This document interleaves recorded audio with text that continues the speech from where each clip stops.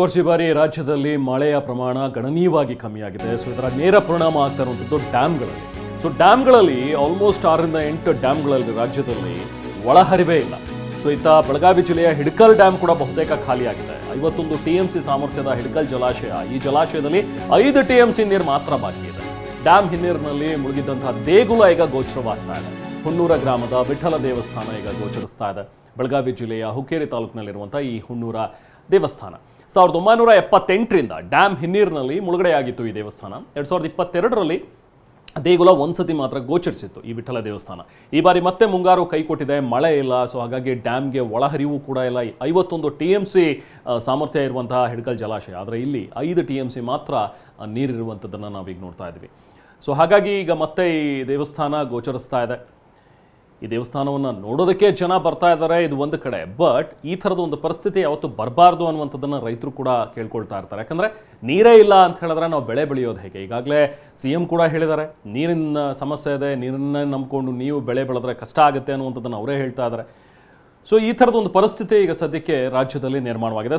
ಸ್ಥಳದಿಂದ ನಾವು ಪ್ರತಿನಿಧಿ ಸಹದೇವ್ ಮಾನೆ ಪ್ರತ್ಯಕ್ಷ ವರದಿ ನೀಡಿದ್ದಾರೆ, ಬನ್ನಿ ನೋಡೋಣ.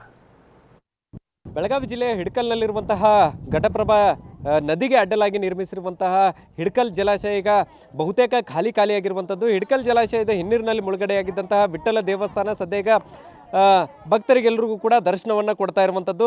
1978ರಿಂದಲೂ ಕೂಡ ನೀರಲ್ಲಿ ಮುಳುಗಡೆಯಾಗಿದ್ದಂಥ ದೇವಸ್ಥಾನ ಇದೀಗ ನೀರಿನಿಂದ ಓಪನ್ ಆಗಿರುವಂಥದ್ದು. ಸದ್ಯ ಯಾವ ರೀತಿಯಾದಂತಹ ಪರಿಸ್ಥಿತಿ ಇದೆ ಅಂಥದ್ದನ್ನು ತೋರಿಸ್ತಾ ಹೋಗ್ತೇನೆ. ಸದ್ಯ ಈಗ ಇದೇನಿದೆ ವಿಠಲ ದೇವಸ್ಥಾನ ಇರುವಂಥದ್ದು, ಈ ಒಂದು ಪ್ರದೇಶ ಕಂಪ್ಲೀಟಾಗಿ ನೀರಿನಿಂದ ನಿರಂತರವಾಗಿ ಮುಳುಗಡೆಯಾಗುವಂಥ ಪ್ರದೇಶ ಇದು.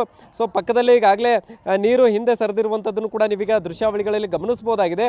ಸದ್ಯ ಈಗ ಈ ಏನು ಹಿಡಕಲ್ ಜಲಾಶಯದ ಹಿನ್ನೀರಿನ ಪ್ರದೇಶದಲ್ಲೇ ಈ ಒಂದು ದೇವಸ್ಥಾನ ಕೂಡ ಇರುವಂಥದ್ದು. ನಿರಂತರವಾಗಿ ನೀರಲ್ಲೇ ಇದ್ದರೂ ಕೂಡ ದೇವಸ್ಥಾನಕ್ಕೆ ಈವರೆಗೂ ಎಲ್ಲೂ ಕೂಡ ಒಂದು ಸಣ್ಣ ಧಕ್ಕೆ ಕೂಡ ಆಗಿಲ್ಲ. ಸೊ ಅಷ್ಟೊಂದು ಐತಿಹಾಸಿಕ ಮತ್ತು ಶಕ್ತಿಯುತ ದೇವಸ್ಥಾನ ಇದಾಗಿರುವಂಥದ್ದು. ನಿರಂತರವಾಗಿ ನೀರಲ್ಲಿ 1978ರಿಂದ ಏನು ದೇವಸ್ಥಾನ ಮುಳುಗಡೆ ಆಗುತ್ತೆ, ಮುಳುಗಡೆ ಆದ ದಿನದಿಂದಲೂ ಕೂಡ ಸತತವಾಗಿ ನೀರಲ್ಲೇ ಈ ಒಂದು ದೇವಸ್ಥಾನ ಇರುತ್ತೆ. ಸುತ್ತಲೂ ಗೋಡೆಗಳಿದ್ದಾವೆ, ಕಲ್ಲಿನಿಂದ ಕಟ್ಟಿರುವಂತಹ ಗೋಡೆ ಇದಾಗಿರುವಂಥದ್ದು.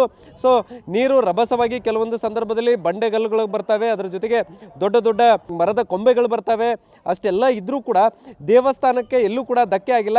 ಒಂದು ಭಾಗದ ಏನು ಕಟ್ಟೆ ಇದೆ, ಅದರ ಜೊತೆಗೆ ಕಾಂಪೌಂಡ್ ಏನಿದೆ ಅದು ಕೂಡ ಹಾಗೇ ಇರುವಂಥದ್ದು.